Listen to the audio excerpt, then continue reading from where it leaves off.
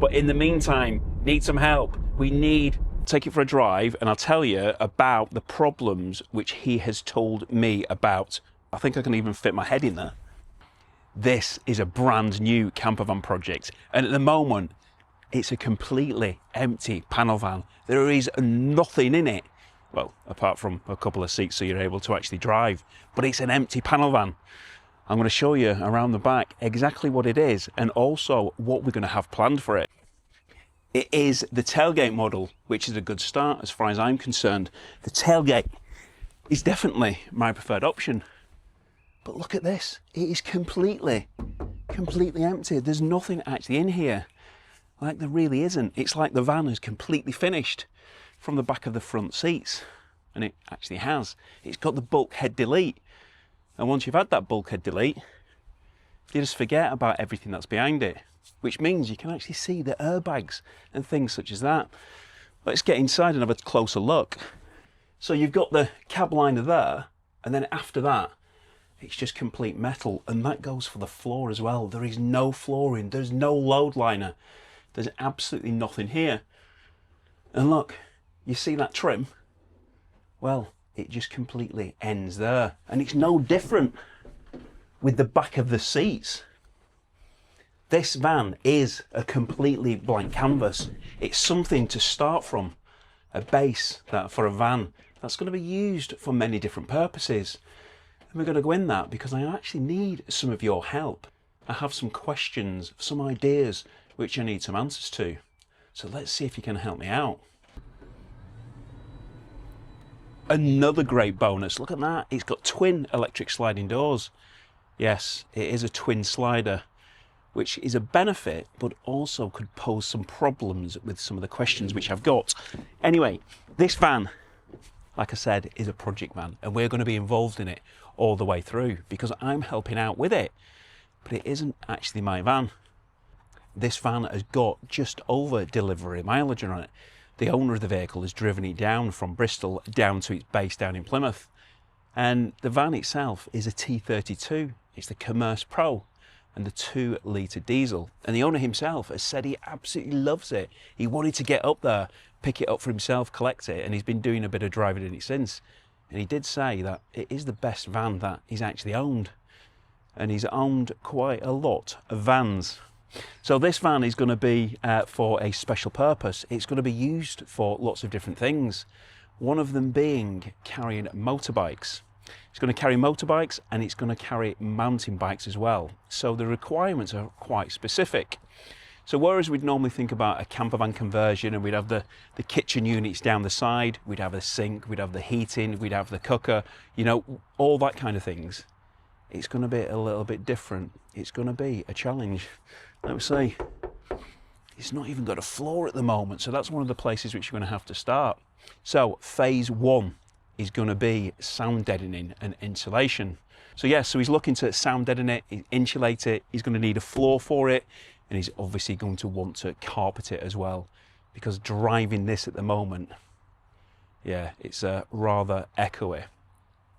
So that's part of phase 1, but the major thing which he needs relatively urgently, well, really urgently actually, is some seats for the rear. So he is being very specific as far as this is concerned, because I did mention that it's going to be carrying motorbike and also mountain bike as well. So he would like 3 single seats. Now, 3 single seats at the moment, availability wise, not entirely sure how that is. So this is where I'm first question, who can actually help?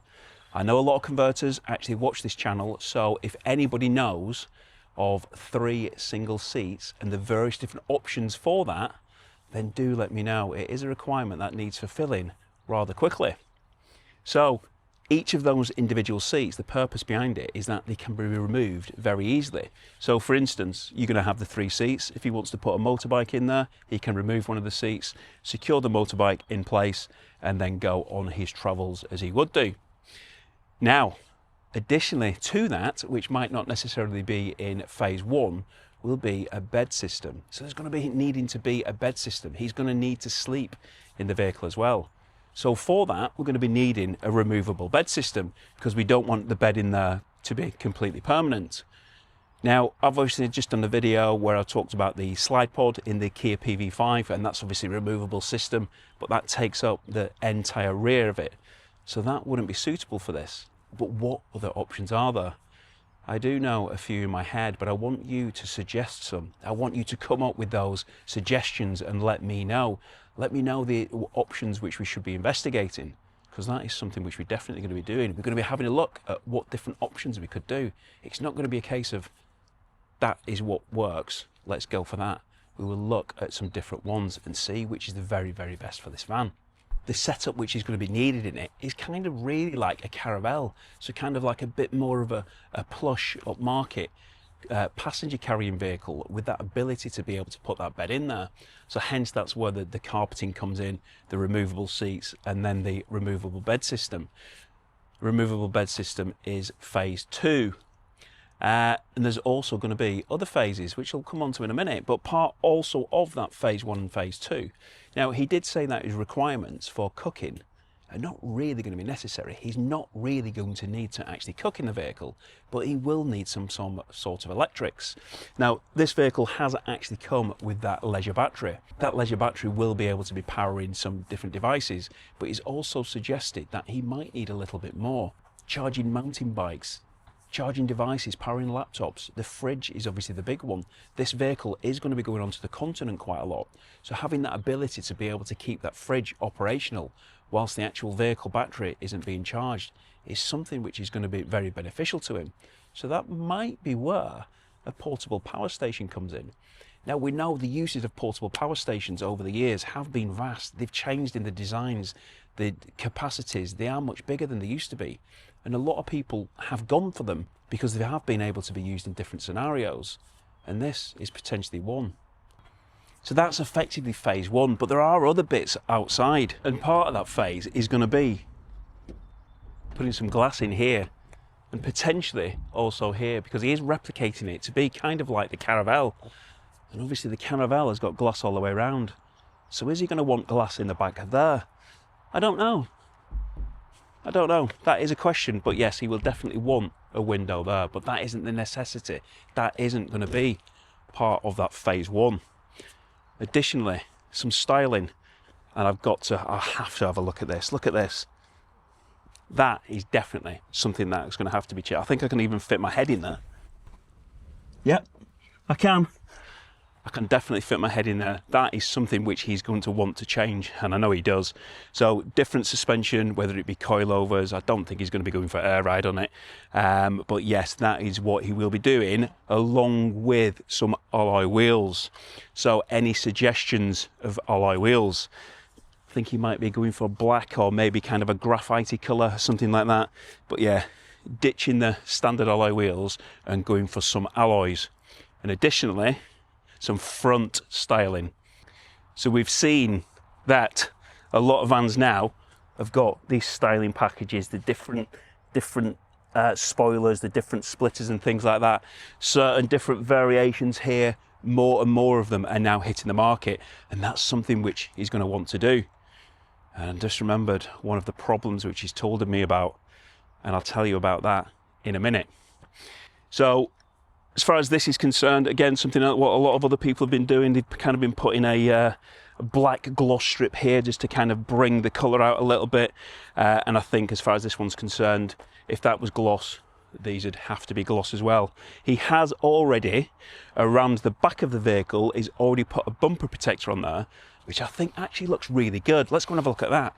So this was kind of one of the elements which he really wanted to be doing quite soon, because like I've said, he's going to be using the vehicle to be putting in here bikes, mountain bikes, obviously lots of luggage and things such as that. So having the bumper protector on there, I think that makes it look really quite nice. The tailgate isn't electric, but now that's matte and that's gloss, so I think he needs to change that as well. But this is nice. They might not have the glazing in the actual side windows, but he does have it in here. I think he needs to put a spoiler on the back of it as well. What do you think? Let me know what you think about that. One of the other uses as far as this vehicle is concerned is going to be he's going to need to tow. He does do track days, so he's going to need a tow bar put in on the rear of the vehicle. I've just had a look and it hasn't been put in from the manufacturer. So that's something else which is going to be on the list. So again, if you know anybody who's done that, any recommendations, then do let us know, because he would be rather pleased to hear. Although I think I do know who actually could do the tow bar for him. Watch this space. Now, as far as this is concerned, it's like a flipping stair lift. I mean, how long does that take to open? But the actual mechanism, everything behind it, is now much smaller than it used to be. But one thing which I'm going to suggest to him he does is put in the locate table. So I'm pointed over that side, but you'd actually put it on this door. It just gets rid of that dead space, and then it gives you that ability to be able to have a table in there. And also, when we got the windows in here, van shades, again, are going to be a premium product, which, again, I think he should be putting in here. So maybe that's going to come in, obviously, the latter phases, because he can't be doing everything at once. Just looking in here now, we've got the LED lights, lots of LED lights, so that's going to be absolutely fine. I don't think he's going to need anything extra there. He's obviously got the battery powers, which he's going to be able to do that. If he did want any extra lighting, there are lots of other different options which are going to be available as far as that's concerned. But the main things which he's going to need, which else, is going to be some trims. Because as you can see here, there are no trims around here, so that's going to be something else which is on his shopping list. Right, let's get in the vehicle, take it for a drive, and I'll tell you about the problems which he has told me about, which he wasn't happy with. Let's get in.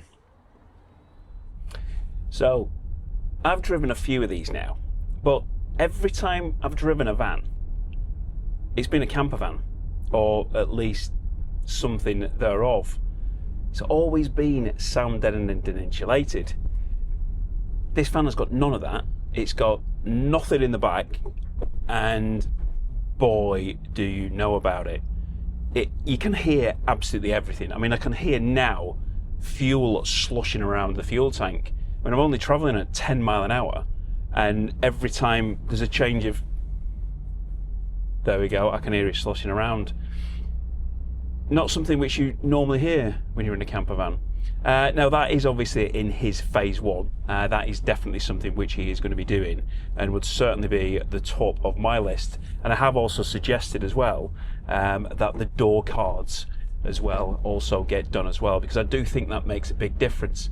He's obviously going to be, he's going to be doing a bit of the work himself, and he's going to be doing a lot of travels in it. So having the front doors sound deadened, insulated as well, get an upgrade of the front speakers.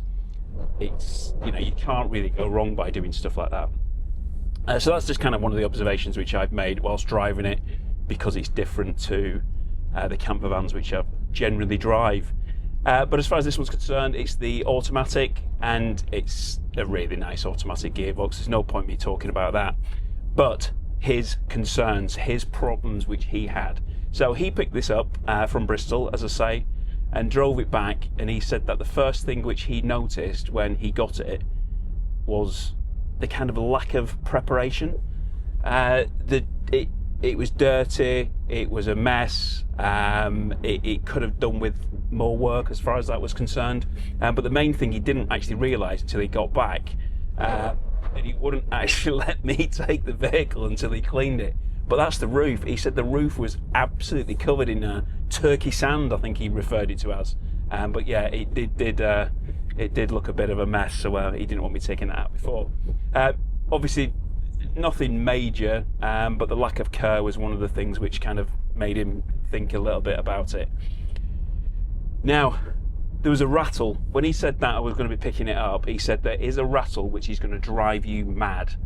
And I said to him, well, I've been driving it now and I can't actually hear it, and he's actually fixed it. There was a bit of plastic which was causing a bit of rattle around this door, but he's now got that sorted. He's fixed it and there is no rattle there. But one of the problems which does still exist is the fog, the condensation in the headlights. It's something which needs changing. So both the headlights have got condensation in them, and they do not look good. That does need rectifying, so he's going to be going to the dealer. and he's going to be getting that sorted out because it's a brand new van. It's a brand new van. They shouldn't be having condensation in the headlights. Other than that, he actually loves the van. Like I said, he's driven lots of vans, he's owned lots of vans, owned lots of vehicles as well, and he said, I absolutely love driving it. Done 250 miles now, which means he's probably done, well, probably over 100 miles, 150 miles even, potentially, since he's actually got back from Bristol. So he has been driving it a little bit. And like I always say, I like them as well. He did say to me, am I going to be getting a T7? And the answer to that is, watch this space, but it's probably going to be the FEV. And something else I've just realised, I've passed loads of T5s and T6s whilst I've been on my travels. None of them have waved to me. Not a single one. And that just seems to be the common thing. Every time I've got in a T7 or a new transporter, nobody seems to want to wave to them. Or is that just because people don't wave? Guess you'll kind of never really know. Maybe I should start waving to people and see if they wave back. In fact, if I pass another one on this trip, I will give them a wave and find out. The only other thing, which not really a problem, but he was, a bit surprised about, is as far as once you've got that bulkhead delete, there's nothing behind it, and he obviously needs to get the panel trims and all that bits and pieces sorted out. There is actually wheel arch liners. I know that has been something which has come up on a lot of the groups. The van is fitted with wheel arch liners, so no problems as far as that, but there's no load liner for the rear, so he is going to have to get something done on that. But yeah, so there you go. So that is what the plan is as far as this vehicle is concerned. It is a project. It's a vehicle that is going to be a camper van, but it isn't going to be a full-blown camper van, although phase 4 will see a pop top. So watch that space as far as that's concerned. But in the meantime, need some help. We need 3 seats. We need the 3 single seats. So if anybody is able to fit the 3 single seats, I know you're all able to because you're all extremely very good converters, but can you get hold of 3 single seats and a floor for a twin slider? Do let me know in the comments. That's the other thing that actually annoys him just thinking about it, the start-stop. So the start-stop, obviously this is a modern vehicle, everything's done electronically controlled, but his point was there should just be a button to be able to turn that off, and there isn't. You've actually got to go into the menus, you've got to go into the vehicle menu and then the driving aids, etc., and then turn it off that way. So it's no biggie, but it is one of those things which you get with all these modern vehicles now, where you do have to go through various different things to do it. Anyway, like I said, if you can offer any help, any companies out there, any ideas what we can do for that removable furniture in the back, this is a van that's going to be on the channel rather a lot as it goes through each stage of that process. So yeah, so do let me know in the comments or send me a private message. Anyway, I hope you've enjoyed it. New project to go alongside the £1,000 budget van and lots more camper van videos as well. So if you haven't seen any of my other videos, then do look at those here. Thanks for watching, take care, and I hope to see you soon.